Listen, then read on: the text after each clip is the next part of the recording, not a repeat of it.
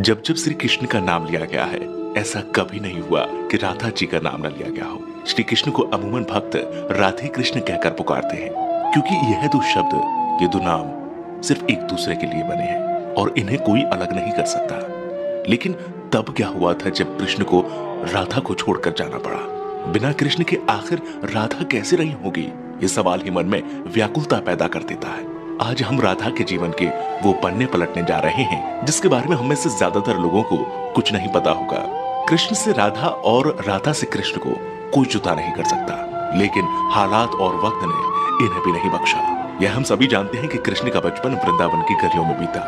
नटखट नंदलाल अपनी लीलाओं से सभी को प्रसन्न करते तो कुछ को परेशान भी करते, लेकिन कृष्ण के साथ ही वृंदावन की खुशियां थी। कृष्ण ने अपनी बांसुरी की मधुर ध्वनि से अनेकों गोपियों का दिल जीता, लेकिन सबसे अधिक यदि कोई उनकी बांसुरी से मोहित था तो वो राधा थी। लेकिन राधा से कई ज्यादा प्यार कृष्ण उन्हें करते थे। राधा कृष्ण से उम्र में 5 वर्ष बड़ी थी, लेकिन फिर भी इस बात का फर्क न कृष्ण को पड़ा और न ही राधा को। राधा वृंदावन से कुछ ही दूरी पर रैपल्ली नामक गांव में रहती थी, लेकिन रोजाना कृष्ण की मधुर बांसुरी की आवाज से वो खिंची चली आती थी। कृष्ण का जीवन भी साधारण नहीं था। धीरे धीरे वह समय निकट आ रहा था जब कृष्ण को वृंदावन छोड़कर मथुरा जाना था। कृष्ण के दुष्ट मामा कंस का अत्याचार चरम सीमा पर पहुंच चुका था और एक दिन कंस ने उन्हें और उनके भ्राता बलराम को मथुरा आमंत्रित किया, और इसी बात से वृंदावन नगरी में सभी के भीतर एक डर पैदा हो गया। वृंदावन में मानो जैसे मातम सा छा गया था।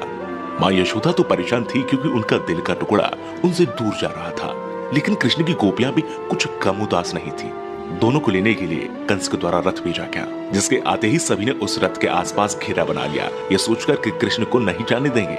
उधर कृष्ण को राधा की चिंता सताने लगी थी और वे सोचने लगे थे कि जाने से पहले एक बार राधा से मिल ले। मौका पाते ही वे छिपकर वहां से निकल गए और फिर उन्हें राधा मिली, जिसे देखते ही वे कुछ कह न सके। राधा कृष्ण की इस मिलन की कहानी बहुत अद्भुत है। दोनों ना तो कुछ बोल रहे थे और ना कुछ महसूस कर रहे थे, बस चुप थे।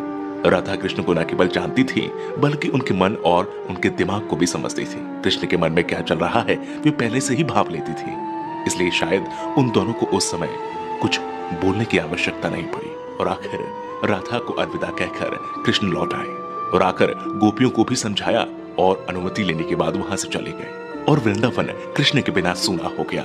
न कोई चहल पहल थी और न ही कृष्ण की लीलाओं की कोई झलक। बस सभी कृष्ण के जाने के गम में डूबे थे। परंतु दूसरी ओर राधा को इस बात का कोई फर्क नहीं पड़ा था, क्योंकि उनकी दृष्टि में कृष्ण कभी उनसे अलग हुए ही नहीं थे। शारीरिक रूप से जुदाई मिलना उनके लिए कोई महत्व नहीं रखता था। यदि कुछ महत्वपूर्ण था तो राधा कृष्ण का भावनात्मक रूप से हमेशा जुड़ा रहना। कृष्ण के जाने के बाद राधा पूरे दिन उन्हीं के बारे में सोचती रहती और ऐसे ही लंबा अरसा बीत गया। लेकिन आने वाले समय में राधा की जिंदगी क्या मोड़ लेने वाली थी, उन्हें इसका अंदाजा भी नहीं था। जो हर लड़की के साथ होता है वही राधा के साथ भी हुआ। माता पिता के दबाव में आकर राधा को विवाह करना पड़ा और विवाह के बाद अपना जीवन संतान घर गृहस्थी के नाम करना पड़ा। लेकिन दिल के किसी कोने में अब भी कृष्ण मौजूद थे। दिन बीतते गए, वर्ष बीत गए और समय आ गया था कि अब राधा काफी वृद्ध हो गई थी। और फिर एक रात वे चुपके से घर से निकल गई और घूमते घूमते कृष्ण की द्वारका नगरी जा पहुंची। वहां पहुंचते ही उन्होंने कृष्ण से मिलने के लिए निवेदन किया, लेकिन पहली बार उन्हें मौका प्राप्त तब हुआ जब कृष्ण काफी लोगों के बीच घिरे हुए खड़े थे। राधा को देखते ही कृष्ण की खुशी का ठिकाना नहीं रहा, लेकिन तब भी दोनों में कोई वार्तालाप नहीं हुई, क्योंकि अभी भी उन्हें अल्फाजों की आवश्यकता नहीं थी। कहते हैं कि राधा कौन थी यह द्वारका नगरी में कोई नहीं जानता था। राधा के अनुरोध पर कृष्ण ने उन्हें महल में एक देविका के रूप में नियुक्त कर दिया। वे दिन भर महल में रहती, महल से संबंधित कार्यों को देखती और जब भी मौका मिलता दूर खड़े होकर कृष्ण के दर्शन कर लेती। लेकिन फिर भी न जाने क्यों राधा में धीरे धीरे एक भय पैदा हो रहा था, जो बीतते समय के साथ बढ़ता चला गया और उन्हें फिर से कृष्ण से दूर जाने का डर सता रहा था। उनकी भावनाएं उन्हें कृष्ण के पास नहीं रहने देती। साथ ही बढ़ती उम्र भी अब उन्हें कृष्ण से दूर ले जा रही थी। और आखिर एक शाम महल से वे चुपके से निकल गई और न जाने किस ओर चलती। वह नहीं जानती थी कि वह कहां जा रही है, आगे मार्ग पर क्या मिलेगा, बस चलती जा रही थी।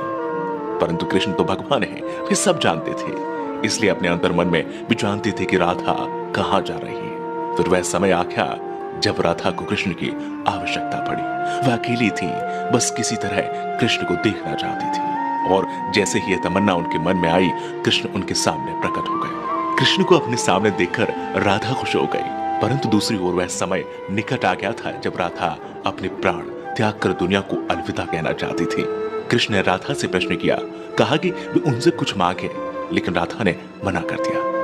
कृष्ण फिर से कहा कि जीवन भर राधा, तुमने मुझसे कभी कुछ नहीं मांगा। कृष्ण के अनुरोध पर राधा ने उनसे आखिरी बार बांसुरी बजाने के लिए कहा और कृष्ण बिना देरी किए बांसुरी को निकाला और बेहद मधुर धुन बजाने लगे। और बांसुरी की आवाज जैसे ही उनके कानों में गई, राधा ने अपनी आंखें बंद कर ली और धीरे धीरे राधा ने अपना शरीर त्याग दिया और दुनिया से चली गई। उनके जाते ही कृष्ण ने राधा को अपनी गोद में ले लिया और राधा से चिपटकर रोने लगे। उनकी आंखों से आंसू रुकने का नाम नहीं ले रहे थे और उसी दिन से कृष्ण ने बांसुरी को कभी नहीं बजाया। तो ये थी राधा और कृष्ण के जीवन की कहानी।